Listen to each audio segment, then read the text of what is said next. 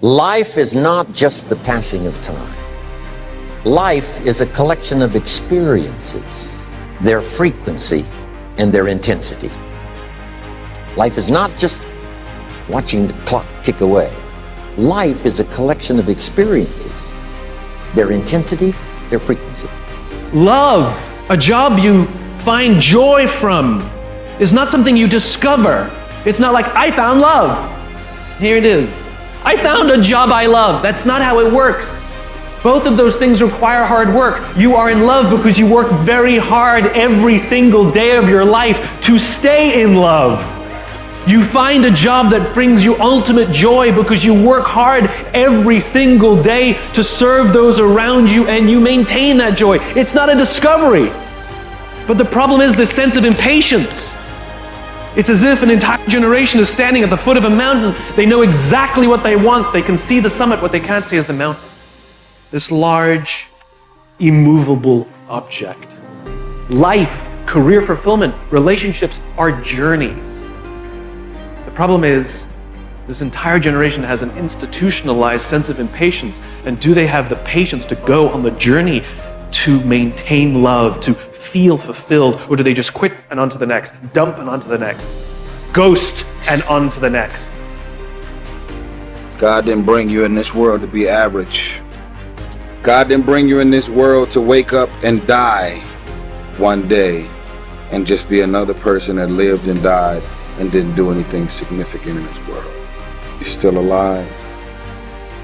So therefore, God is not done with you. You're still here. God has a plan for your life. God has things in mind for you beyond anything you could ever imagine. But you know what I discovered? When you're working at your dream, somebody said the harder the battle, the sweeter the victory.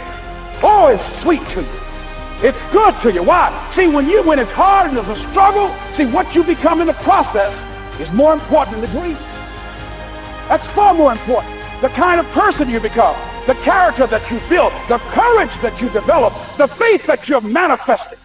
Oh, it's something that you get up in the morning, you look yourself in the mirror, you're a different kind of person. You walk with a different kind of spirit. And people know that you know what life is, that you have embraced life. You knew it was hard, but you did it hard. Key phrase: self-protection leads to mediocrity. Self-service leads to fortune. Self-investment leads to fortune. Look, if you want to get rich, you want to be really successful. When I say rich, I'm not talking about money. I'm talking about a rich life, freedom, time with family, choices, get to do what you want. You get to move where you want, go where you want, do what you want. My dad died when he was 52 years old. My dad worked his whole life to provide for 5 kids and his wife, and he did his job, and then he died. That's not the program I want to get on. Is that the program you want to be on? My dad died, he bought his dream house 9 months before he died. He leaves 2 10-year-old boys, one of me. I'm a twin. 2 10-year-old boys, never got to enjoy us. I never got to enjoy him. Why? Because he worked so hard with no concept of freedom. He had a good job, he made some money, but he is basically imprisoned in his thinking that work is hard. It's a bigger dream waiting for you, just waiting for you to step into it. To step into it. Your life is big. Your life is huge. And we spend so much time wanting to be in somebody else's life.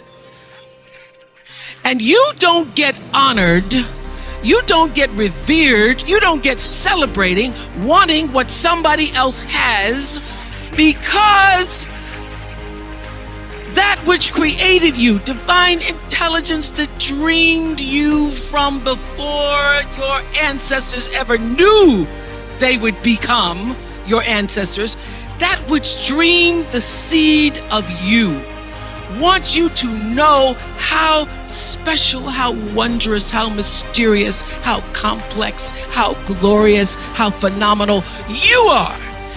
And you get no credit messing in somebody else's territory or trying to have power over something you have no control. Another one of my favorite teachings is The Wizard of Oz. When the Wicked Witch of the West says, go away from here because you don't have any power here, you have no power in any territory other than your own. Oh, but you are the master of that. You get to be the master of your own fate. You get to be the captain of your own soul. And if you just manage that, if you just took care of your territory, oh, the glorious, glorious, glorious, wondrous, wondrous opportunities and possibilities that are waiting for you. So the question is, what are you resisting? What are you pushing against? What are you not allowing? What are you blocking because you have this idea of who and what you're supposed to be, instead of leaning into the dream that's already been created and waiting for you. It's waiting for you. And the second, it's an instant thing. It's a shift in the way you see yourself and the power from which you have come. Achieve greatness in little things. Take on difficulties while they are still easy. Do great things while they are still small.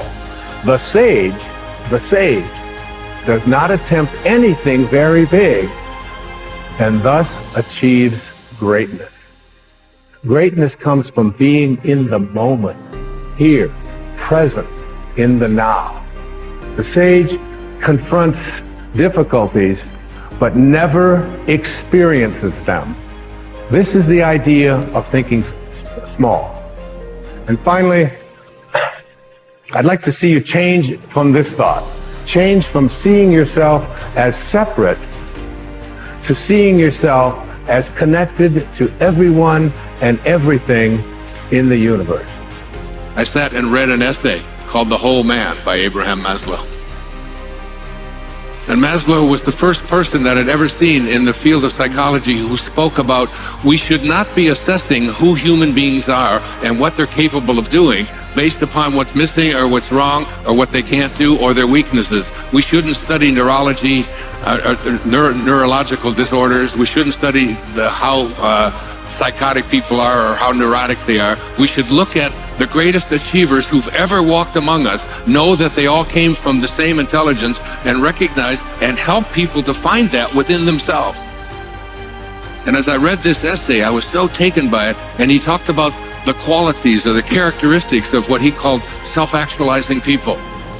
And he said the number one quality and characteristic of these people who live at the apex of what he called self-actualization, who are way beyond just taking care of their biological needs, who are way beyond their social needs, who are way beyond needing to be loved and so on. These are people who came here with a purpose. These are people who have a dharma.